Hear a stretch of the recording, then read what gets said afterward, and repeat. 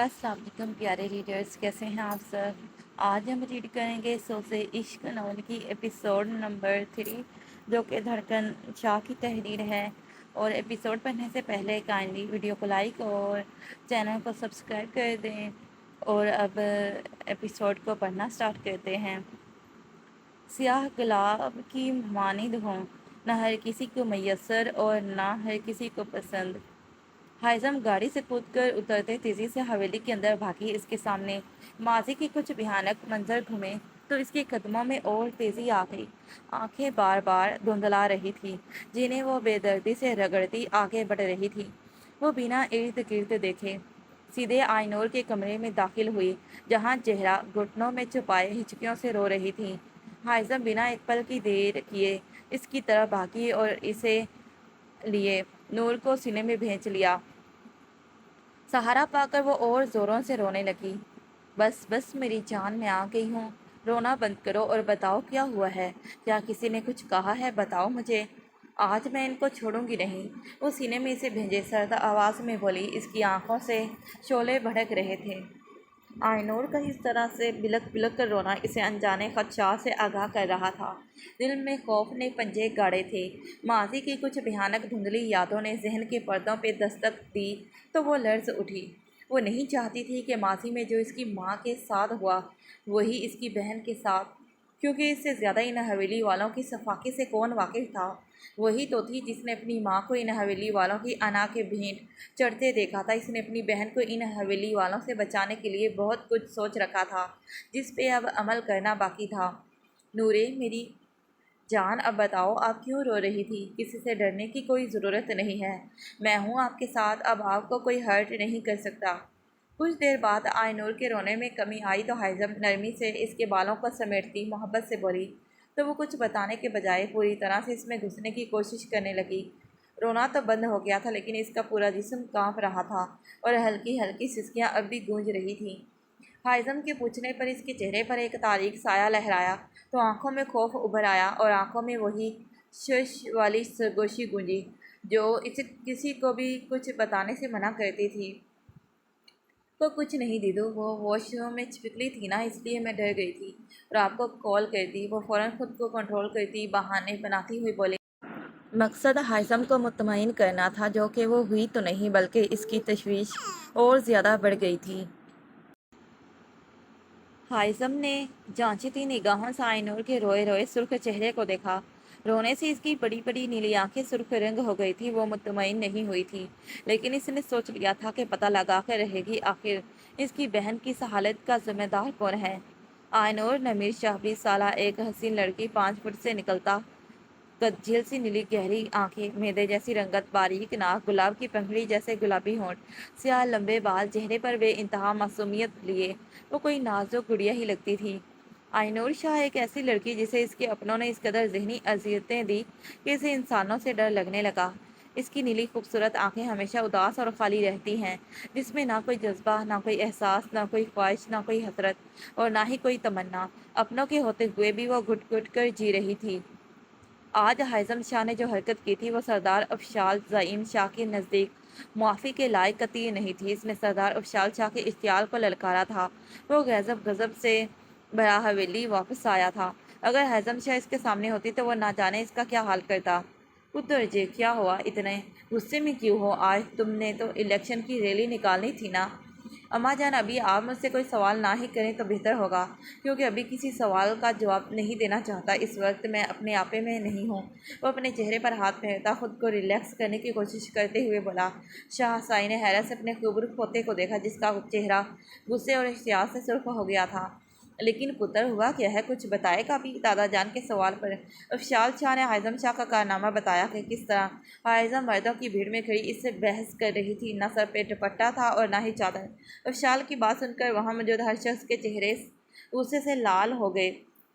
बाबा जान, बहुत हो गया। आए दिन इस लड़की की खुदसरी और बदतमीजियाँ बढ़ती जा रही हैं। इससे पहले कि यह लड़की हमारी इज्जत पर सवालिया निशान लगाए, इसका कुछ ना कुछ करना ही पड़ेगा। इस वक्त घर के बड़े शाहसाई के कमरे में मौजूद थे और मौजू गुफ्तगू हाइज़म शाह की ज़ात थी। नमीर शाह यूँ ताल्लुक़ से बैठे थे जैसे हाइज़म से इनका कोई ताल्लुक़ रिश्ता ही ना हो। वो हैज़म शाह से ही नहीं बल्कि हर किसी से लाताल्लुक़ हो गए।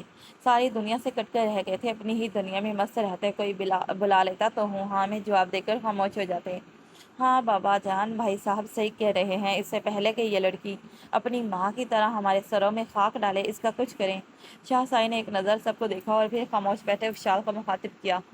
विशाल पुत्र, तुम्हें याद है ना कि ये लड़की तुम्हारी मंग है और हमारे खानदानों के मर्द अपनी मंग को छोड़ते नहीं हैं। जी दादा जान, मुझे याद है। आप सब परेशान ना हो, अब इस अड़िए लड़की को नकील मैं खुद डालूंगा। आप सब बेफिक्र रहें। अरे ऐसे कैसे बेफिक्र रहें? मैं तुम्हें बिल्कुल भी इस बदतमीज़ खुदसर बेहया लड़की से शादी करने की इजाज़त नहीं दूंगी। बड़ी बहू तुम चुप रहो, विशाल वही करेगा जो हम कहेंगे। रही शादी की बात, और ये सिर्फ इस लड़की को लगाम डालने के लिए है। हम तो अपने पोते की शादी अपने ख़ानदान में किसी अच्छी लड़की से करवाएंगे। फिर बाबा जान, वो लड़की खामोश अब हमारे फैसले से कोई इनकार नहीं करेगा। ये हमारा हतमी फैसला है जो किसी के भी कहने से नहीं बदलेगा। ठीक है बाबा जान, मैं तो नहीं बोलूँगी, लेकिन क्या वो आपकी ज़िद्दी पोती इस निकाह के लिए तैयार हो जाएगी? मुझे तो जहाँ तक लगता है वो कभी भी तैयार नहीं होगी। इस जैसी आज़ाद ख़याल लड़की इस हवेली की बहू बनने के लिए कभी भी तैयार नहीं होगी। वो तो नफ़रत करती है हम सबसे। राज़ी तो इसे होना ही पड़ेगा, चाहे इसके लिए हमें कुछ भी क्यों ना करना पड़े। शाहसाई के चेहरे पर इस रौनक गरूर झलक रहा था, वो गरूर जिसने सालों पहले किसी का हंसता खेलता घर उजाड़ दिया था, किसी से इसकी बीवी छीन ली थी तो किसी बच्चे से इसकी माँ। हाइज़म शाह जो नीचे किचन में आई थी आइनोर के लिए पानी और कुछ खिलाने के लिए ताकि दवा खिला सके, वापस आते हुए से शाहसाई के कमरे से अपना नाम सुनाई दिया तो इस तरफ बढ़ी, लेकिन फिर खुद को जंच करती इग्नोर करते जाने लगी। लेकिन जब कानों मंग लफ्ज़ सुनाई दिया तो वो सारे मैनर्स बाहर में झोंकती कमरे के बाहर खड़ी होकर सुनने लगी। जैसे जैसे सुनती गई इसके गुस्से का पैराग्राफ बढ़ता गया। इसकी प्लानिंग सुनकर इसे गुस्सा आया था और अपने बाप की बेपरवाही और बेहिसी देखकर दुख हुआ था। इन्हीं के सामने इनकी बेटी के बारे में क्या कुछ नहीं कहा जा रहा था, लेकिन वो चुपचाप बैठे थे। इसने खुद को मजबूत बना लिया था और दिल को पत्थर कर लिया था, लेकिन फिर भी अपनों की दी गई अज़ियतों से तकलीफ़ होती है ना। भले इसकी आंखें नम ना होती थी, लेकिन दर्द तो होता था ना। क्या ज़रूरी है कि सब आंसू हमेशा आँख से बहें? नहीं, कुछ आंसू दिल से भी बहते हैं। दिल भी रोता है। आँख से बहने वाले आंसू अगर कमज़ोर करते हैं तो दिल से बहने वाले आंसू बेइंतहा मजबूत करते हैं, इतने कि फिर किसी गम में आंखें नहीं रोती। चेहरे पर मुस्कुराहट सजाए इंसान हर तकलीफ़ बर्दाश्त कर जाता है। वो भी मजबूत हो गई थी, तकलीफ़ें लाख सही, लेकिन इसने अपने दर्द को कभी आंखों से छलकने नहीं दिया था। सर, मुझे हैरत हो रही है कि आपने मिस शाह को इतनी आसानी से कैसे छोड़ दिया, जबकि आप तो प्रोजेक्ट ना मिलने पर इतना गुस्सा हो गए थे। और आप दाद मैं समझ रहा हूँ तुम क्या कहना चाहते हो। तुम नहीं जानते हो, अगर इस लड़की की जगह कोई और होता तो अब तक तो इसका दिवालिया निकल गया होता, क्योंकि शहजादा हैदर खानज़ादा की दुश्मनी ऐसी है जैसे कि आग जो सब कुछ जलाकर राख कर देती है, फिनिश कुछ नहीं बचता सिवाय राख के। लेकिन जब मैं इस लड़की से मिला तो पता नहीं क्यों मुझे इसके अंदर वही जज्बा, वही जुनून दिखा जो मेरे अंदर था जब मैंने इस बिज़नेस की डोर अपने हाथ में ली थी। जिस तरह मुझे सब कुछ हासिल कर लेने का जुनून सर पे सवार था, बिल्कुल इसी तरह इस लड़की में भी वही जुनून और सब कुछ हासिल करने की ज़िद है। मुझे अच्छा लगा इसका कॉन्फिडेंट हाइजन का एटीट्यूड वाला अंदाज इसके जहन के पर्दे पे नमूदार हुआ तो वो पूरे इसरार से मुस्कुराया। दाद तो बॉस के चेहरे पर मुस्कुराहट देखकर खिल उठा। स्टॉप इट दाद, कुछ भी उल्टा सीधा सोचने की ज़रूरत नहीं है। और हाँ, मॉम से और बच्चों से भी कुछ ऊट-पटांग कहने की ज़रूरत नहीं है। पता है मुझे, मेरे से ज़्यादा तुम इनके लिए काम करते हो, जासूस जो लगे हुए हो तुम उन सब के।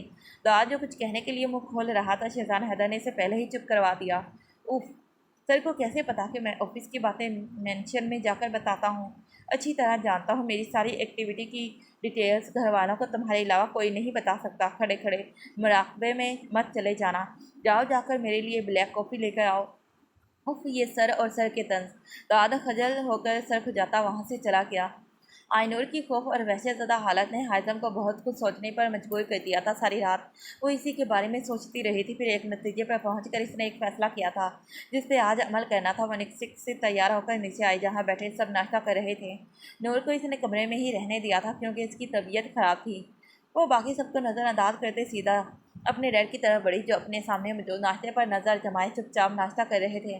डैड, मैं आइनूर को लेकर शहर वाले बंगलों में शिफ्ट हो रही हूँ, क्योंकि अगर वो यहाँ रही तो आपकी ये असीब ज़दा हवेली और यहाँ के लोग मेरी बहन की जान ले लेंगे, जिस तरह मेरी माँ की ली थी। वो सब पर कारदार निगाहें जमाए तेज़ लहजे में बोली। इसकी अचानक आमद और बात पर सब नाश्ते से हाथ रोके इसकी तरफ देखने लगे।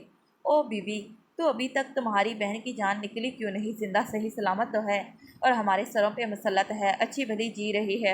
आई बड़ी, जान ले लेंगे हम लोग, कोई कातिल हैं क्या? रज़िया बेगम को तो आग ही लग गई थी। हाँ जिंदा है, लेकिन इसे जिंदा नहीं कहते, किसी लाश की तरह ज़िंदगी जी रही है। आसफ की सफाकी ने मेरी फूलों सी बहन की क्या हालत कर दी है, जो ना जिंदों में है ना मुर्दों में। इंसानों से डरने लगी है, ज़रा सी आहट पर खौफजदा हो जाती है। जिसमें उम्र लड़कियाँ हंसी चहचाती है। मेरी बहन खामोशी की मूरत बन गई है, जिसने जो कहा सुन लिया, जो हुक्म दिया इस पर अमल कर दरमद हो गई।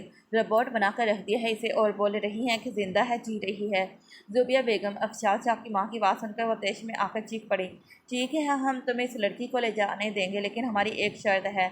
कब से खामोश बैठे शाहसाइन ने पुरसोच निगाहों से इसे देखते हुए कहा। जी नहीं, मुझे किसी की कोई शर्त वगैरह मानने की कोई ज़रूरत नहीं है।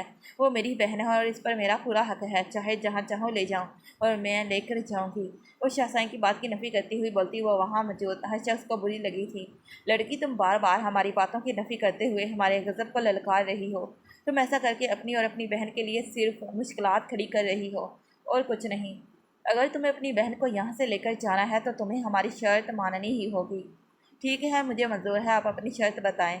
इसकी इतनी जल्दी मान जाने पर अफशाल ने झटके से सर उठाकर इसकी तरफ देखा, जहाँ वो दादा जान के चेहरे पर अपनी सर्द निगाहें जमाए हुए खड़ी थी। अफशाल शाह को हैरत हुई। हायज़म शाह जैसी खुद सर और ज़िद्दी लड़की इतनी जल्दी मानने वालों में से तो नहीं थी। तुम्हें हमारे पोते से निकाह करना होगा। ठीक है, मैं निकाह के लिए तैयार हूँ। इसके इतनी जल्दी मान जाने पर वह भी अफशाल ज़ईम शाह से निकाह के लिए सबके लिए किसी शौक से कम न था। सब हैरत से मुजस्सम बने फटी आंखों से हाइज़म को देख रहे थे, जबकि हाइज़म सबके सरों पे ब्लास्ट करके आराम से इनके हौसला चेहरे के तासुरात इंजॉय कर रही थी। सबसे ज़्यादा इसे सूरिया बेगम के तासुरात देखकर मज़ा आया था। कल कैसे कह रही थी कि वो इस जैसी बदतमीज़, बगैरत और बेहया लड़की से अपने बेटे की शादी नहीं होने देगी। तुम सबको अपने किए पर पछताने पर मजबूर न कर दिया तो मेरा नाम हायज़म शाह नहीं। ठीक है, मैं निकाह के लिए तैयार हूँ, लेकिन आप सबको भी मेरी शर्त माननी होगी। मैं निकाह होने के बाद ही आयनूर को लेकर यहाँ से चली जाऊँगी, क्योंकि आप सिर्फ निकाह की शर्त रखी है। वॉट? आयनूर कहाँ और क्यों जाएगी? अचानक पीछे से आती कड़कदार आवाज़ पर हायज़म ने पलट कर देखा। वॉट? आयनूर कहाँ और क्यों जाएगी? अचानक पीछे से आती कड़कदार आवाज़ पर हायज़म ने पलट कर देखा, जहाँ एक 26 साल लड़का खड़ा था। 6 फुट का कद, गोरी रंगत, काले घने बाल, बड़ी बड़ी मूछें, मजबूत जिसामत, गले में चेन और हाथों में मुख्तलिफ किस्म का बैंड पहने वो किसी गुंडे से कम नहीं लग रहा था। अपनी बड़ी बड़ी मूछों को ताव देता घुर घुर कर आयनूर को देख रहा था। आयनूर कहाँ जा रही है अम्मा जान? वह सवाल तो अपनी माँ से कर रहा था, लेकिन इसकी नज़रें आयनूर के गुलाबी चेहरे पर फिसल रही थी, जो अभी अभी अपने कमरे से निकल आई थी। ये देख हायज़म को शदीद तेज आया था। मिस्टर, अपनी बेलगाम निगाहों को एक सेकंड के अंदर अंदर मेरी बहन के चेहरे से हटा लो, वरना फिर कुछ देखने के काबिल नहीं रहोगे। वो खून खुआर निगाहों से इस गुंडे ने शख्स को देखते हुए बोली, और आयनूर की तरफ बढ़ी, जो सीढ़ियों के पास खड़ी हवास बाख्तगी सी इधर उधर ही देख रही थी। चेहरे की रंगत उड़ी हुई थी। नूरे, आप इधर क्यों आ गई? आपकी तबीयत ठीक रही है? मैंने आपको आराम करने का बोला था ना। आप चले रहूँगी, मैं आपको दवा खिला दूँ। वो आयनूर का हाथ हमें चले गई। अभी तो आयनूर को निकाह के बारे में भी बताना था ना। पता नहीं वह कैसा रिएक्ट करे। अरे फाइव पुत्र, तू आ गया? छोड़ ये सब, तू इधर आ, अपनी माँ के गले से तो लग जा। मैं तुझे बहुत याद कर रही थी। तू ऐसा किया कि पलट कर माँ की खबर भी ना ली। क्या मेरी याद नहीं आती? रज़िया बेगम अपने बेटे के गले लगती अबदीदा लहजे में बोली, तो वो हंसता हुआ इन्हें अपने सीने में भींच गया। उफ माँ, सिर्फ 6 महीने बाद ही तो आया हूँ, आप तो ऐसे बोल रहे हैं जैसे सालों साल हो गए हैं। माँ, वो लड़की कौन थी जो अभी मुझे धमकी दे रही थी और आयनूर को साथ लेकर गई है? कहीं वो हाइज़म तो नहीं? नमीर चाचू की बेटी? वो सब मिलता। आखिर वह हाइज़म के बारे में याद आते ही पूछ बैठा। हाँ हाँ, वही मनहूस, जब से आई है सबका जीना हराम किया है। तुम तो इससे दूर ही रहना। रज़िया बेगम जले दिल की भड़ास निकालते आखिर में अपने बेटे को समझाते हुए बोली, जिस पर वो नासमझी से सर हिलाता बैठकर सबके साथ खाना खाने लगा। अफशाल पुत्र, हमने सोचा है कि आज से ठीक 2 दिन बाद जुमे के दिन निकाह की तकरीब रख लेते हैं। वो लड़की मान तो गई है, लेकिन इसका कोई भरोसा नहीं। इससे पहले वो अपना इरादा बदल ले, हमें ये निकाह कर देना चाहिए। क्यों? ठीक कह रहे हैं ना हम? वो सबकी तरफ ताज़ी निगाहों से देखते हुए बोले, जी दादा जाना, आप ठीक कह रहे हैं। वैसे भी मुझे इस लड़की के इरादे कुछ ठीक नहीं लग रहे। कुछ ना कुछ तो ज़रूर प्लान कर रही है। इसका इतनी जल्दी मान जाना हजम नहीं हो रहा। खैर, वो भी प्लानिंग कर रही है, करती रहे। मेरी बला से बस एक बार निकाह हो जाए, सारी हेकड़ी ना निकाल दी तो मेरा नाम भी सरदार अफशाल ज़ईम शाह नहीं। वह मगरूर लहजे में बोलता वहाँ से निकलता चला गया। अरे वाह, वीर जी की शादी हो रही है। घर आते ही मुझे ये तो बड़ा ज़बरदस्त किस्म का सरप्राइज़ मिला है दादा जान। मैं तो चाहता हूँ लगे हाँ तो मेरी भी करवा दे। हंसते हुए बोला। फाई के पास सुनकर रज़िया बेगम के चेहरे का रंग ही उड़ गया और यही हालत घर के बड़ों की भी थी। क्या हुआ आप सबको मेरी बात सुनकर शांत क्यों सूंघ गया? मैंने जाने से पहले कहा था ना आप सबको कि जब मैं वापस आऊँ तो आइनोर मेरे नाम हो जानी चाहिए। फिर भी आप सब चुप हैं क्यों? वो तेज में आता टेबल पर रखा कांच का गिलास ज़मीन पे जोर से पटकते हुए चीखा। कुछ देर पहले वहाँ से रहा था और अब चीखता चिल्लाता कोई जुनूनी लग रहा था। भाई पुत्र मेरी बात सुन, देख तुझे लग जाएगी। अम्मा जान मुझे कुछ नहीं सुनाना, बस आप ये सब बताएं कि आइनोर मेरे नाम करेंगी कि नहीं। सोच समझ कर जवाब दीजिएगा। वह एकदम अचानक से ज़मीन पर गिरा। शीशा उठाकर अपनी कलाई पर रखते जुनूनी लहजे में बोला। फाइक पागल हो गए हो क्या? नीचे रखो, लग जाएगी। दादा जान मैंने सिर्फ एक सवाल पूछा है, बोले हाँ या ना। इसकी इस कदर जुनूनियत देखकर सबने दहल कर सीने पर हाथ रखा। 6 महीने पहले भी इसने इसी तरह सबको धमका कर आइनोर के हाथों में अपने नाम की अंगूठी पहनाई थी और सबसे वादा लेकर गया था कि जब भी वो वापस आएगा आइनोर पे इसके नाम की मेहर लग जानी चाहिए, वो सिर्फ इसकी है। तो ठीक है मेरा बच्चा, तू जैसा कहेगा वैसा ही होगा। विशाल के साथ हम तेरी भी शादी करवा देंगे।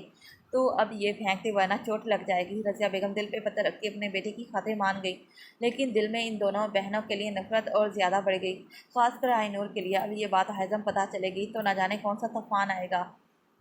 वो एक बार फिर इसी आवाज़ के तवक्को में आया था। इस वक्त वह एक रेतीले मैदान में खड़ा था। हर तरफ चिलचिलाती धूप फैली हुई थी और आसपास वही सिसकियाँ इसको सुनाई दे रही थी जो पिछले कुछ दिनों से हर रात इसके कानों में गूंजती थी। जितना इस आवाज़ की तरफ बढ़ता वो और दूर हो जाती और वो एक थक हार कर एक टीले पर बैठ गया जिस पर छोटी छोटी झाड़ियाँ उगी हुई थी। अभी वो बैठा अपनी पुलिस आंखों को हमार करने की कोशिश कर रहा था जब एक जोरदार चीख सुनाई दी। वह बढ़ाकर उठ खड़ा हुआ और बेचैनी से इधर उधर निगाहें घुमाने लगा। जब कुछ दूरी पर इसे किसी इंसानी वजूद का एहसास हुआ जो आधे से ज़्यादा रेत में दबा हुआ था और वह दोनों हाथ ऊपर उठाए मदद के लिए आवाज़ें दे रहा था। वो कोई नस्वानी वजूद था। वो बिना एक पल की देरी किए तरफ भागकर वहाँ पहुँच कर देखा तो वो कोई लड़की थी जिसने खुद को चादर से कुछ इस तरह से ढका हुआ था कि सवाए आंखों की कुछ दिखाई नहीं दे रहा था। कुछ पल के लिए इसके जैसा मजबूत असाब का मालिक भी इन खूबसूरत आंखों से तिलिस्म में जकड़ने से खुद को बचा ना पाया। कुछ देर तक इन आंखों के शहर में खोया रहा कि अचानक आने वाले हवा के झोंके से वो चौंक कर हवा से में लौटा और अपने हाथों को मदद के लिए आगे बढ़ाया तो देखा वहाँ किसी वजूद का नामो निशान नहीं था। वो तौजब से इधर उधर निगाहें घुमाता आवाज़ें देने लगा, लेकिन कोई होता तब ना। एक झटके से इसकी आंख खुली और वह मुंह पर हाथ फेरता उठ बैठा। ओह, तो ये ख्वाब था। ये आवाज़ें मुझे क्यों सुनाई देती हैं? ओह, 9 बज गए और मैं इतनी देर तक सोता रहा। अभी वो बोल ही रहा था सभी इसकी नज़र दीवार की घड़ी पर पड़ी तो हड़बड़ाकर उठा और टॉवल लेता वो इस रूम में बंद हो गया। आज तक वो कभी इतनी देर को नहीं उठा था।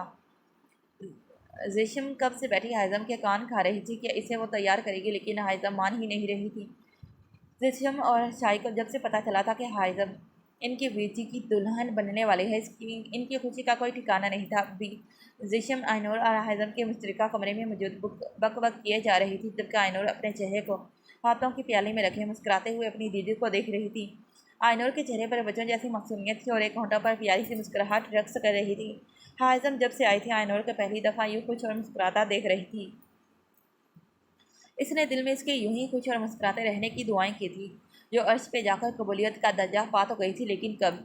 वो ब्लैक रंग का गाउन पहने, होंठों पर डार्क रेड लिपस्टिक लगाए बिना किसी मेकअप और के भी बहुत प्यारी लग रही थी।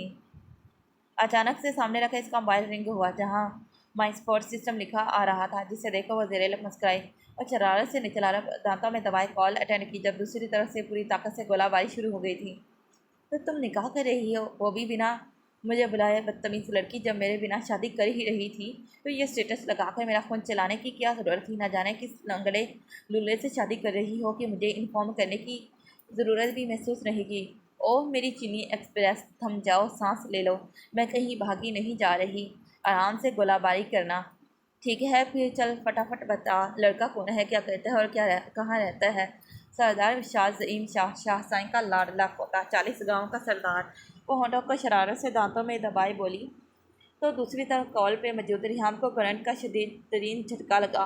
वार्ड तू इससे निकाह कर रही है? मैं बता रही हूँ। हाइज़म तो पहली फुर्सत में बोरिया बिस्तर समेत गुड़िया को ले और वहाँ से निकल ले। मैं तो तुम्हारे वहाँ जाने पर भी राज़ी नहीं थी और तुम रिश्तेदारियाँ बढ़ा रही हो, शादी कर रही हो। वह डपटने वाले अंदाज में बोली। इसे हाइज़म का फैसला बिल्कुल भी पसंद नहीं आया था। वो इसके यूँ अपनी जान को ख़तरे में डालने के हक़ में बिल्कुल भी नहीं थी। लड़की, चुप करोगी तो ही कुछ बताऊंगी ना। अब अपनी ज़बान को लोक लगाओ और मेरी बात ध्यान से सुनो। मैं ये शादी किसी प्यार मोहब्बत के लिए नहीं कर रही, बल्कि इंतकाम के लिए कर रही हूँ। लेकिन जानी, ये बहुत ख़तरनाक और सिफाक लोग हैं, तुझे नुकसान भी पहुँचा सकते हैं। क्या तू भूल गई कि आंटी के साथ क्या किया था इन लोगों ने? तू ये इंतकाम की ज़िद छोड़ दे और गुड़िया को लेकर वापस आ जा। ये तो नामुमकिन है मेरी जान। आज़म, तुझे डर नहीं लगता है इनसे? जब बदले की आग रग रग में हो और हर सांस में नफरत, तो फिर इनसे तो क्या? मौत से भी डर नहीं लगता? इसके लहजे की पुख्तगी और इरादे की मजबूती देखकर रिहा भी खामोश हो गई। जानती थी इसने जो सोच लिया है करके रहेगी। काजी साहब ने जब से इससे इसकी मर्जी पूछी तो वह सपाट तासुरात के साथ 3 बार कबूल है कहकर बता गई। जगह पर दस्तखत करती अपना आप इस शख्स के हवाले कर गई जिससे वो सख्त नफरत करती थी, जिसकी वजह से यहाँ से निकाला गया था और वो सालों अपनी बहन से दूर रही थी। लेकिन अब बारी थी किसी और के जुदा होने की।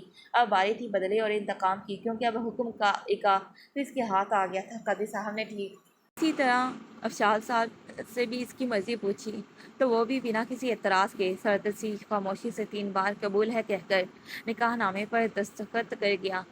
लिए दिए अंदाज में सब ने एक दूसरे को मुबारकबाद दी थी। काजी साहब तो इस अनोखे निकाह पर हैरान होते वहां से चले गए, जहां कोई भी इस निकाह से खुश नहीं, ना दूल्हा दुल्हन और ना ही घर वाले। फिर शादी क्यों की? निकाह होते ही मर्द मर्दान खाने में चले गए, जबकि औरतें गांव से आई औरतों को तोहफे तोहफ़ देने में मशगूल हो गई। रज़िया बेगम तो इस बात पर खुश थी कि इनके बेटे ने फिर से आइनोरनामा शुरू नहीं किया, क्योंकि इनके बेटे को वलीमे के दिन निकाह का लालच देकर खामोश करवाया गया था, इसलिए वो खुशी से इस तकरीब में शरीक था। लेकिन रज़िया बेगम ने तो कसम खाई हुई थी कि किसी भी कीमत पर आइनोर जैसी बेवकूफ़ और मरीज़ा लड़की को अपने बेटे की ज़िंदगी में कभी नहीं आने देंगी, चाहे कुछ भी करना पड़े। साम दाम दंड भेद वो हर चाल अपनाएंगी, लेकिन ये होने नहीं देंगी। प्लान ये पे अमल तो उन्होंने बहुत पहले से शुरू कर दिया था, बस रिजल्ट बाकी था। हाइजम के कहने पे आइनोर किचन से पानी लेकर आ रही थी, जब अचानक से इसका सर चकराया और लहरा कर ज़मीन बोस हुई। क्या हाइजम की नज़र इस पर पड़ी तो इसने लहरा कर ज़मीन बोस होती अपनी बहन को जल्दी से अपनी बाहों में थामा, जो होश हवा से बेगाना हो गई थी। इसकी बिगड़ती हालत ने इसके ऐसी मजबूत साफ माली लड़की को चंद पलों में बेबस कर दिया था। वो बार बार अपनी बहन के गाल और हाथों को सहलाकर होश में लाने की कोशिश कर रही थी, जब कानों में इसकी ताई के जहरीले अल्फाज पड़े। चादर लपेट कर बड़ी शरीफ बनती थी, जैसे इससे ज़्यादा कोई पाकबाज ना हो। इसकी तो हालत देखकर मैं पहले ही जान गई थी कि पर्दा बीवी ने ज़रूर कोई चांद चढ़ाया है। ये चेहरे की उड़ी रंगत खाने को देकर मुंह टेढ़ा करना, अब काइयाँ ज़रूर इसने किसी के साथ मुकाला किया है। अब इसका गंध लेकर मेरे बेटे की ज़िंदगी बर्बाद करने जा रही थी। अरे, इसने तो अपनी माँ को भी पीछे छोड़ दिया। अच्छा हुआ इसके करतूत। बस बहुत हो गया, अब खामोश हो जाएं, वरना मैं बड़े छोटे का लिहाज भूल जाऊंगी। वो अपनी मरी हुई माँ और अपनी मासूम बहन के लिए ऐसी वाहियात बातें सुनकर इतनी ज़ोर से धाड़ी के गले में खराशें पड़ गई, लेकिन इसकी ताई फिर भी कहने से बात नहीं आई। अरे क्यों ना बोलो, मैं बोलूँगी। मुझे चुप करवाने की बजाय तो अपनी इस पाकबाज बहन से पूछ के इसके साथ रात गुजार के आई है। रज़िया, तुम्हें कैसे पता कि ये इसकी बड़ी ताई भी चटखारे लेते हुए बोली कि वो भी क्यों पीछे रहती? आज मौका मिला था इन दोनों बहनों को जलील करने का। अरे भाभी, मैं तो उड़ते चिड़िया के पर गिन लो, फिर ये जानना बड़ी बात नहीं है। इनकी जहरखुन बातें इसका दिल चीर रही थी। वो चुप रहने वालों में से नहीं थी, वो पलट जवाब दे सकती थी, लेकिन इस वक्त से अपनी जान से प्यारी बहन से ज़्यादा ज़रूरी कुछ नहीं था। इसने बाहों में थामे सा सोफे पर लेटाया, जीन से माल निकालकर डॉक्टर को कॉल की। इस वक्त अंदर सिर्फ हवेली की खवातीन और गाँव से आई हुई औरतें थीं, जो कानों को हाथ लगाती एक दूसरे के कान में खुसर खुसर कर रही थी। शुक्र के हवेली के सारे मर्दान खाने में थे, लेकिन ये सुकून कुछ देर के लिए ही था, क्योंकि ये बातें थोड़ी ही देर में मर्दान खाने तक पहुंच जानी थी। फिर जाने कौन सा तूफान उठा। वो अपनी बहन का जर्द चेहरा गोद में रखे बेचैनी से डॉक्टर का इंतजार कर रही थी। इसे कोई फर्क नहीं पड़ रहा था कि कौन क्या कह रहा है, इसे अपनी बहन पर पूरा यकीन था। कुछ ही देर में डॉक्टर अंदर आती दिखाई दी। चेकअप करने के बाद इसने जो खबर सुनाई थी, इसे सुनकर मानो हवेली की पूरी इमारत इसके सर पर आ गिरी हो। ऐसा कैसे हो सकता था? इसकी बहन प्रेग्नेंट थी, वो भी 2 महीने से। वो लड़की जो अकेले कभी हवेली से बाहर नहीं निकली, जो आदमियों को देख खौफ खाती थी, वो लड़की जिसका दिमाग किसी 10 साल की बच्ची के बराबर था, वो प्रेग्नेंट कैसी हुई? इसने तो कभी हवेली कदम बाहर भी नहीं निकाला। वहाँ मौजूद हर इंसान आइनोर का बुरा भला कह रहा था, इसके किरदार पर कीचड़ उछाल रहा था, और आइनोर इस सब से बेनियाज होशा आवाज़ से बेबगाना पड़ती। हाजम की आंख से एक आंसू टूटकर इसके गाल पे बह गया। तो है आखिर तो इसके नाम ने हाथ इतने गिर गए कि इसकी पाकबाज बहन पे बहतान बांधने से भी ग्रेज नहीं किया। इनका दिल नहीं कांपा इस मासूम पे इतना घिनौना इल्ज़ाम लगाते हुए। इसका दिल दर्द से फट रहा था। वो खुद को काफ़ी अकेला महसूस कर रही थी, वो कमज़ोर पड़ रही थी। लेकिन नहीं, कमज़ोर नहीं पड़ना, क्योंकि अभी तो इसे अपनी बहन के ऊपर लगा दाग मिटाना है। वो एक अज़म से उठी और जिस्म शाह को मदद के लिए बुलाया, जो कोने में खड़ी रो रही थी। आइनूर को कमरे में लटाने के बाद जिस्म को ख्याल रखने का कहकर वो लॉकर करके अपना पर्सनल रिवॉल्वर लेती वहाँ से निकलती चली गई। आइनूर दवाइयों की ज़रूरत से सो रही थी, क्योंकि हजम ने डॉक्टर से कहकर इसे नींद का इंजेक्शन लगवाया था ताकि वो अजियत से दूर रहे। वो अपनी गाड़ी लेकर सीधा गांव में मौजूद हॉस्पिटल की लेडी डॉक्टर के पास आई थी, जिसने आइनूर का चेकअप किया था और आते ही सीधा इसके सर पर रिवॉल्वर तान दी। अभी मैं जो पूछने जा रही हूँ इसका सीधा सीधा जवाब देना। झूठ और बकवास तो बिल्कुल नहीं, क्योंकि मेरा दिमाग बहुत गर्म है और अगर तुमने इसका टेम्पर और हाई किया तो मैं इस खिलौने की सारी गोलियाँ तुम्हारे इस भेजे में डेल दूंगी। इसलिए नो बकवास, ओनली सीधा सीधा जवाब। डॉक्टर ने इसके हाथ में मौजूद रिवॉल्वर देखकर ही खौफजदा हो गए थे और यही से कसर इसकी धमकियों ने पूरी कर दी। जान किसी नहीं प्यारी होती, इसलिए वो खौफ से सर्द पड़ती किसी रट्टू तोते की तरह सारी सच्चाई बता गई कि हवेली से फ़ोन आया था कि तुम्हें कॉल करके बुलाया जाए तो तुम यहाँ आकर ये सब कह देना, और मुझे फेक प्रेगनेंसी रिपोर्ट भी बनाने के लिए कहा गया था। ये देखें, वो दराज से फाइल निकाल कर दिखाते हुए बोली। डॉक्टर की बातें सुनकर तो इसके पैरों के नीचे से ज़मीन खिसक गई थी। इसे बिल्कुल भी उम्मीद नहीं थी कि ये हवेली वाले इतना गिर जाएंगे। क्या तुम बता सकती हो कि कॉल पे कौन था? जी, वो छोटी बीवी साई थी। सारी सच्चाई जानने के बाद वो तैश में वहाँ से निकली थी। आइनोर को अब यहाँ रखना किसी खतरे से खाली नहीं था। इसे जब से आइनोर के बारे में पता चला था, इसका गुस्सा सातवें आसमान को पहुँच गया था। वो गुस्से से एक एक चीज़ उठाकर फेंक रहा था, किसी के काबू में नहीं आ रहा था। जब गुस्सा फिर भी ठंडा ना हुआ तो वो तेज में आता आइनोर के कमरे की तरफ बढ़ा। आइनोर इंजेक्शन का असर खत्म होते ही धीरे धीरे हवास में आ रही थी, जब फाई किसी अजाब की तरह इसके सर पे नाजिल हुआ था। बताओ, कौन है वो जिसलिए तुमने मेरे साथ बेवफाई की? मेरी मोहब्बत को रोन कर तुमने किसके साथ रात रंगीन की है? बताओ, नहीं तो तुम्हारा गला दबा दूंगा मैं। वो इसके गले पे हाथ रखे दबाव बढ़ाते हुए चीखा। आइनूर खौफ से दर्द हो गए थे, आंखों से आंसू मोती की सूरत बह जा रहे थे। वो फाई की जुनूनी गिरफ्त में मछली की तरह तड़पती अपनी सांसें गिर रही थी। जिसे हम जो वॉशरूम में थी, चीख सुनकर तेजी से बाहर निकली थी। फाई की वाहिशाना हरकत पे इसके मुंह से चीख बुलंद हुई। वो दौड़कर वहाँ पहुंची और अपनी पूरी जान लगाकर आइनूर को छुड़वाने की कोशिश कर रही थी। वो चीख कर सबको बुला रही थी, लेकिन कोई भी नहीं आ रहा था। हाजम, जो अभी अभी हवेली में दाखिल हुई थी, आइनूर के कमरे से आते चीख पर वो बदहवासी की से ऊपर की तरफ भागी थी। अंदर दाखिल होते ही इसकी आंखों ने जो मंजर देखा, इसे देखकर इसे अपनी जान निकलती महसूस हुई। वो बिना वक्त ज़ाया किए तेज़ी से आगे बढ़ी और पूरी ताकत लगाकर खींचकर फाई को पीछे की तरफ पुश किया, जिस पर वह लड़खड़ाते दीवार के साथ जा लगा और इसके सर से खून का फुवारा बह निकला। यू बास्टर, तुम्हारी हिम्मत कैसे हुई मेरी बहन को हाथ लगाने की? जान ना ले लूँ मैं तुम्हारी? जेशम, तुम नूरे को संभालो, इसको तो मैं देखती हूँ। आज मेरे गुस्से की हद खत्म हो गई है। आज इस हवेली के लोगों को मेरे कहर का सामना करना पड़ेगा। वो तैश में आती इसकी तरफ बढ़ी और पाँव में पहने बूटों से इसे ठोकरें मारने लगी, यहाँ तक कि फाई का पूरा चेहरा लहूलुहान हो गया। लेकिन इसकी बस नहीं हुई। इसका कॉलर पकड़कर सीढ़ियों से घसीटती नीचे हॉल में लेकर आई, जहाँ सब फाई की चीखें सुनकर ऊपर की तरफ आ रहे थे। हाय बदबख्त, तेरी हिम्मत कैसे हुई मेरे बेटे को मारने की? देखें आप सब, इस बेहया लड़की ने क्या हाल कर दिया है मेरे बेटे का। रज़िया बेगम तड़प कर दीवानावार अपने बेटे की तरफ बढ़ी, जो जो खून ख्वार हुआ ज़मीन पर गिरा कह रहा था। मुझे कुछ कहने से पहले अपने बेटे से पूछे, इसकी हिम्मत कैसे हुई मेरी बहन को हाथ लगाने की? और इसे किसने हक दिया कि ये मेरी बहन से बात पुरस कर सके? वह हलक के बल पूरी कुव्वत से चीखी थी, तेरी बहन मंग है मेरे बेटे की।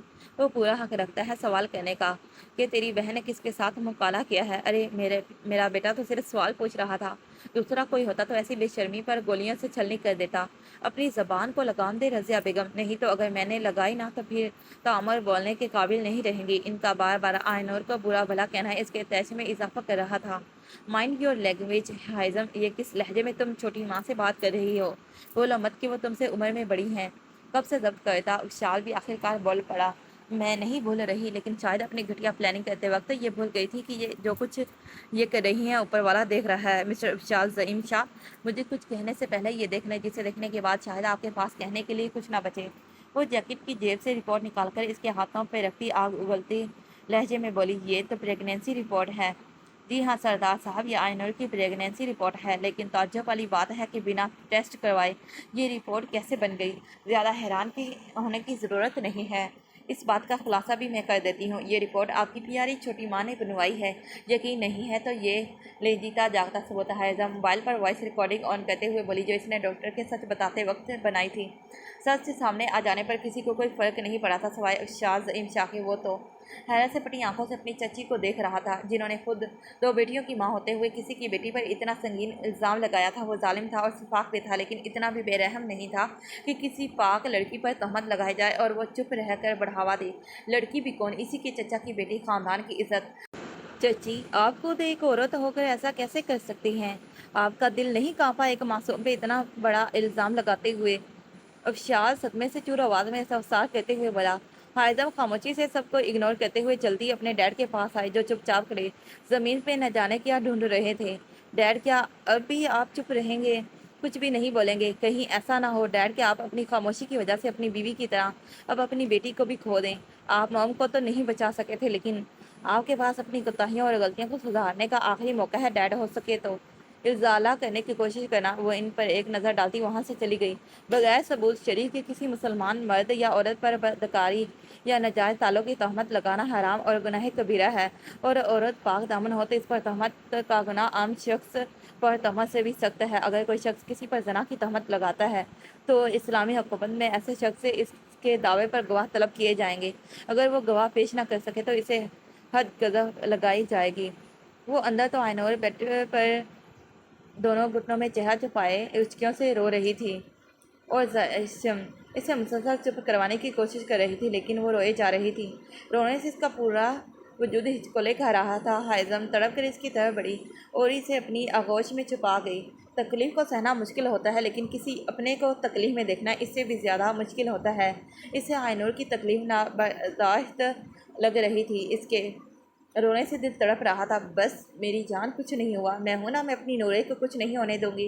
दीदू बहुत बुरा है, वो मुझे डराता है, वो के कहता है कि मैं सिर्फ इसकी हूँ, वो मुझे कैद कर लेगा, फिर मुझे कोई देख भी नहीं पाएगा। हाजम को समझने में देर ना लगी कि आइनूर के डर, खौफ और इसकी हालत का जिम्मेदार ये साइकोफाइक ही है, जिसने अपने पागलपन में आइनूर की ज़िंदगी बर्बाद कर दी, इसे लोगों से खौफजदा कर दिया है। कोई कुछ नहीं कर पाएगा। नूरे दीदू है ना, वो किसी को भी अपनी नूरे को तकलीफ़ पहुँचाने नहीं देंगी। अच्छा, ये पानी पियो और आराम से इधर बैठो, मैं सामान रख लूँ, फिर हम यहाँ से चले जाएंगे जहाँ फिर आपको कोई तंग नहीं करेगा। ओके मेरी जान। वो आइनूर को पानी पिलाकर तकिए से सेक लगाकर बैठाती चीज़ें समेटने लगी। बस बहुत हो गया, अब वो अपनी जान से प्यारी बहन को इन संग दिल लोगों के बीच बिल्कुल नहीं रहने देगी, जो लोग इसकी बहन को बदनाम करने के लिए इसके पाकीज़ा किरदार पर कीचड़ उछाल सकते हैं, इसे ज़माने में रसवा करने के लिए इसकी झूठी प्रेगनेंसी की रिपोर्ट बनवा सकते हैं। वो लोग इतनी अखलाक से गिरी हरकत करने के बाद इसकी बहन के साथ न जाने क्या क्या करें। वो जल्दी जल्दी जो भी चीज़ें और कपड़े हाथ लगे इन्हें पैक करती बैकग्राउंड के सहारे बैठी आइनूर के पास आई और फिर इसे उठाती, एक हाथ से बैग घसीटती और दूसरे हाथ के हल्के में अपनी बहन को लिए नीचे आई और बिना किसी की तरफ देखे बाहर खड़ी अपनी गाड़ी के पास आई। आइनूर को गाड़ी में आराम से बिठाने के बाद ड्राइविंग सीट का दरवाज़ा खोलकर खुद बैठने लगी थी, जब किसी ने इसे अपनी तरफ खींचा और दरवाजे को जोरदार आवाज़ से बंद किया। इसने तिलमिलाकर ऐसी जरूरत करने वाले का मुंह तोड़ना चाहा तो सामने एक दिन पहले बने अपने शोहर को खड़ा पाया, जो सुर्ख चेहरा लिए शरारबार निगाहों से इसे ही घूर रहा था। कहाँ जा रही थी तुम, वो भी बिना मेरी इजाज़त के? तुमसे मतलब मैं कहीं भी जाऊँ, तुम्हें सवाल करने का कोई हक नहीं है। अब हटो मेरे रास्ते से। ऐसे कैसे हक नहीं है? भूल गई? अभी कल ही तुमने मुझे सारे हक से नवाजा है। अगर भूल गई हो तो याद दिला दो। वो इसके चेहरे को अपनी जुनूनी गिरफ्त में लिए बर्फीले लहजे में बोला, लेकिन सामने खड़ी लड़की भी कौन सा कम थी। इसने अपनी हील को जोर से इसके पैरों पर मारी, जिस पर तड़प कर वो इससे दूर हुआ था। खबरदार जो मुझ पर अपनी सरदारी झाड़ने की कोशिश की। वो इसको वार्न करती दरवाज़ा खोलने लगी और शाल शाह ने दोबारा रोकने की कोशिश नहीं की। जानता था कि वो कितना भी कोशिश कर ले हाइज़म नहीं रुकेगी। जो कुछ आइनूर के साथ हुआ इसके बाद तो बिल्कुल भी नहीं, इसलिए इसने भी फिलहाल चुप रहना ही बेहतर समझा। हवेली के सभी लोग भी बाहर निकल आए थे और अब इसे रोकने के लिए इसकी तरफ बढ़ रहे थे, जब इसकी सर्द सी आवाज़ पर सब अपनी जगह पर जम गए। अगर मुझे अपनी बहन को बचाने के लिए आग का दरिया बनना पड़ा तो बनूंगी, लेकिन इस पे एक खरोच भी नहीं आने दूंगी। और अगर आप में से किसी ने भी मेरी बहन को हाथ लगाया, इसे यहाँ से ले जाने से मुझे रोकने की कोशिश की, तो मैं भूल जाऊंगी कि आप लोगों के साथ मेरा कोई नाम नहात रिश्ता भी है। वो रिवॉल्वर का रुख इन सब की तरफ कहती जुनूनी लहजे में बोली। इसके हाथों में रिवॉल्वर देकर हवेली के हर फर्द को सांप सूंघ गया था। हाँ हायजा मैम, मैं भी आप लोगों के साथ चलूँगा। अपने बाप की आवाज़ सुनकर वो अपनी जगह पत्थर की होगी। वे क्या आंख से एक बागी आंसू फिसला, जैसे किसी की नज़र में आने से पहले वो साफ कर गई। जब से वो आई थी तब से पहली मरतबा इसके डैड ने इससे बात की थी और इसे बेटा कहकर पुकारा था। कितना तरसी थी वो इस आवाज़ के लिए। आलिम भाई बताएं ना, वो लड़की कौन थी, नाम क्या है और कहाँ रहती है। आलिम इस वक्त खानज़ादा मेंशन में मौजूद था। शहजाद हैदर घर पे मौजूद नहीं था, इसलिए वो सारे आलम को घेरे इससे मिस शाह के बारे में जानने की कोशिश कर रहे थे। इन्हें लग रहा था कि ये मिस शाह ही है जो इनके सरियल भाई को लाइन पर ला सकती हैं, और इन्हें मिस शाह की जानकारी आलम ने ही दी थी और बदले में वो सब इसके कान खा रहे थे। ये बताओ वो बताओ वगैरह वगैरह। ऐसे तुम सब चुप करो और बच्चे को सुकून लेने दो। बेचारा जब से आया है तुम लोग कचहरी लगा कर बैठ गए हो। ये नहीं कि बच्चे से चाय पानी का ही पूछ लें। अचानक रानिया खानज़ादा की आमद हुई थी, जिससे इनकी पर जल्दी ज़बान को ब्रेक लगी थी। आलम ने भी सो की सांस ली थी। आलम पुत्र, तुम इन सब को छोड़ो, ये लो कोल्ड ड्रिंक पी लो। इनके बेतुके सवालात के जवाब दे देकर तुम्हारा गला सूख गया होगा। वो स्नैक और कोल्ड ड्रिंक की ट्रे टेबल पर रखती हुई बोली, शुक्रिया आंटी, मुझे सच में प्यास लग रही थी। वो कोल्ड ड्रिंक का गिलास लेता मुतशिक लहजे में बोला। आलिम शहजान हैदर खानज़ादा के लिए सगे भाई की तरह था और खानज़ादा मेंशन वाले भी इसे किसी घर के फर्द की तरह ही मानते थे। अच्छा पुत्र, तुम ये बताओ, क्या वो लड़की खूबसूरत है? मेरा मतलब है कि वो शिजी पुत्र के साथ जचेगी ना, क्योंकि हमारा शिजी पुत्र इतना हैंडसम है तो लड़की भी इसी के स्टैंडर्ड की चाहिए ना। रानिया चची राजदारी से सवाल करती आखिर में वजाहत देती हुई बोली, एलो, अभी हमारे सवालों का बेतुका कह रही थी, अब खुद ही वही सब कुछ पूछ रही हैं। हाँ, तो ऐसी बातें बच्चों को थोड़ी करनी चाहिए। ये सब पूछने जानने के लिए घर के बड़े हैं ना, तो तुम लोग को दूल्हे का फफा बनने की क्या जरूरत। रानिया खानज़ादा अपने बड़ेपन का रौब दिखाते हुए बोली। आलम तो बेचारा बुरा फंसा था। अगर शहजान हैदर को पता चल जाए कि इसके वार्न करने के बावजूद भी आलम ने यहाँ आकर इन्हें कुछ बताया तो फिर आलिम की खैर नहीं। हालांकि बेचारे आलिम ने कुछ नहीं बताया था, बस गलती से इसकी ज़बान फिसल गई थी और इसके मुंह से मिस शाह का नाम निकल गया था। बेचारा आलिम जानबूझ के थोड़ी कुछ बताता है। वो कोल्ड ड्रिंक के छोटे छोटे सिप लेता खुद को बावर करवा रहा था। हाजम ने गाड़ी गिराज में लाकर खड़ी की और दरवाज़ा खोलकर आइनूर की तरफ बढ़ी, जो दवाइयों के जरिए असर नींद में थी। नूरे, हम पहुंच गए हैं, चलो अंदर चलते हैं। वो आइनूर का सहारा देकर उतारती, इसलिए नमीर शाह को आने का कहती आगे बढ़ गई। शाह, आप आज फिर से लेट आए हैं। आपने वादा किया था जल्दी आने का, जाएं, अब मैं आपसे बात नहीं करूंगी। वो गाड़ी से निकलकर अंदर दाखिल हुए तो इनके कान में खून की भरी आवाज़ गूंजी। उन्होंने बेताबी से अपनी निगाहें तलाश में इधर उधर घुमाई, जो मायूस होकर लौट आईं। आह गुल, आप क्यों चलेंगे मुझे छोड़कर? घर के दर दीवार को हसरत भरी निगाहों से देखते खुद से गोया हुए। यहाँ आकर माजी के हसीन पल आंखों के सामने घूमे तो वो अब दीदा हो गई और आंखों में नमी भर गई। डर, क्या हुआ? आप अभी तक यहीं खड़े हैं? रूम में जाएं, फ्रेश हो जाएं। मैंने खाना ऑर्डर किया है, थोड़ी देर तक आ जाएगा, फिर साथ में खाते हैं। हाजम की आवाज़ सुनकर उन्होंने चेहरा मुड़कर आंखों की नमी साफ की। हाजम बेटा, आप मुझसे नाराज़ हैं? न जाने किस खदशे के पेश नज़र वो पूछ बैठे, जबकि लहजे में खौफ और पेशमानी भी थी। नहीं डैड, मैं आपसे नाराज़ नहीं हूँ। हाँ, लेकिन मुझे आइनूर के लिए बुरा लगा कि आपके होते हुए भी वो इतनी तकलीफ में थी। इसके साथ इतना कुछ होता रहा और आप अनजान रहे। मानती हूँ कि मॉम की जुदाई आपके लिए तकलीफ नाकाबिले बर्दाश्त थी, लेकिन डैड, आपको हमारा भी तो ख्याल करना चाहिए था। डैड, बेटियाँ चाहे कितनी भी बड़ी क्यों ना हो जाए, इन्हें ज़िंदगी के हर मोड़ पर वाकई मोहब्बत और सपोर्ट की ज़रूरत तो होती ही है। वो ड्राइविंग कर रहा था जब अचानक डैशबोर्ड पर रखा मोबाइल बजने लगा। कॉल घर की थी। कान में एयरपोर्ट से इसने कॉल अटेंड की तो दूसरी तरफ से जो कहा कि इसे सुनकर इसके होश उड़ गए। शहनीला बेगम की तबीयत खराब थी। वो गाड़ी रॉकेट की तरह उड़ाता 10 मिनट में घर पहुंचा था। मॉम, क्या हुआ है आपको? आप बीमार हैं और ये सब इस हालत में अकेला छोड़कर किधर गायब है? किसी ने अभी तक डॉक्टर को कॉल क्यों नहीं की? वो कमरे में आता हुआ बोला। शिजी पुत्र, मुझे कुछ नहीं हुआ है तो आ गया, अब मैं बिल्कुल ठीक हो जाऊंगी। इस उम्र में छोटी मोटी बीमारियां तो लगी रहती हैं, उम्र का तो तकाजा है। बिस्तर पर लेटी शहनीला बेगम पर्दों के पीछे छुपी गैंग पर गजीली निगाह डालते नकाहा ज़दा आवाज़ में बोली, इन्हें यहाँ बीमारी का नाटक करने का बोलकर खुद तो वो सब छुप गए थे। ये इन सब का प्लान था कि शहनीला बेगम बीमार का बहाना करके शहजान हैदर शादी के रजामत करेंगी, क्योंकि अगर शहजाना खुद लड़की पसंद करके शादी करता तो ये शादी तो इस जन्म में मुमकिन नहीं थी। उफ मोम, क्या हो गया? आपकी उम्र को अच्छी खासी तो है। लोग आपको देखकर मुझे मेरी बहन समझ बैठते हैं। चले, मैं आपको डॉक्टर के पास ले चलता हूँ। नहीं पुत्र, मैंने कहीं जाना नहीं, बस तू मेरे पास बैठा रह, मेरा जी घबरा रहा है। वो डॉक्टर का नाम सुनकर घबरा कर बहाने बनाती हुई बोली, ओके, मैं यही हूँ, कहीं नहीं जा रहा, आप रिलैक्स रहें। खुद पता नहीं क्यों ऐसा लग रहा है कि मैं अब ज़्यादा दिन तक ज़िंदा नहीं रह पाऊंगी। मेरी आखिरी ख्वाहिश थी कि मैं अपने पोते पोतियों को गोद में खिलाऊं, लेकिन क्या कर सकते हैं। अब ज़रूरी तो नहीं कि हर ख्वाहिश पूरी हो। वो दुनिया जहाँ का दर्द लिए हसरत भरे लहजे में बोलती शहजान हैदर खान सदा का दिल बंद कर गई और पर्दों के पीछे छुपी आवाम भी तड़प उठी इनकी बातों से। मोम, अल्लाह न करे यार, कैसी बातें कर रही हैं। जानती हैं कि आपका शेजी आपसे कितना प्यार करते हैं, फिर क्यों ऐसी बातें करके मुझे तकलीफ देती हैं। पुत्र, मैं गलत तो नहीं कह रही हूँ। आज नहीं तो कल मुझे जाना ही है। मैं तो बस जो ज़िंदगी बची है इसे अपने बच्चों के साथ खुशी से जीना चाहती हूँ। इसलिए चाहती हूँ तू शादी कर ले, ताकि तेरे बच्चे के साथ भी खुशी के कुछ पल चुरा लो। ठीक चाहे मैं ठीक है मॉम, जिससे भी बोलेंगी मैं शादी करने के लिए तैयार हूँ, लेकिन आज के बाद आप ये मरने वरने की बात नहीं करेंगी, प्रॉमिस करें। हाँ हाँ प्रॉमिस, वो जोर से एकदम उठती हुई बोली। अरे अरे, आप उठे मत, आपकी तबीयत ख़राब है, लेटी रहे, डॉक्टर आता होगा। मैंने रास्ते में ही डॉक्टर को कॉल कर दी थी। डॉक्टर का नाम सुनकर वो बदमज़ा होती बिस्तर पर लेट कर जा रही है। तो प्यारे रीडर्स, ये रही आज की एपिसोड। अगर एपिसोड अच्छी लगी हो तो काइंडली वीडियो को लाइक शेयर और चैनल को सब्सक्राइब कर दें।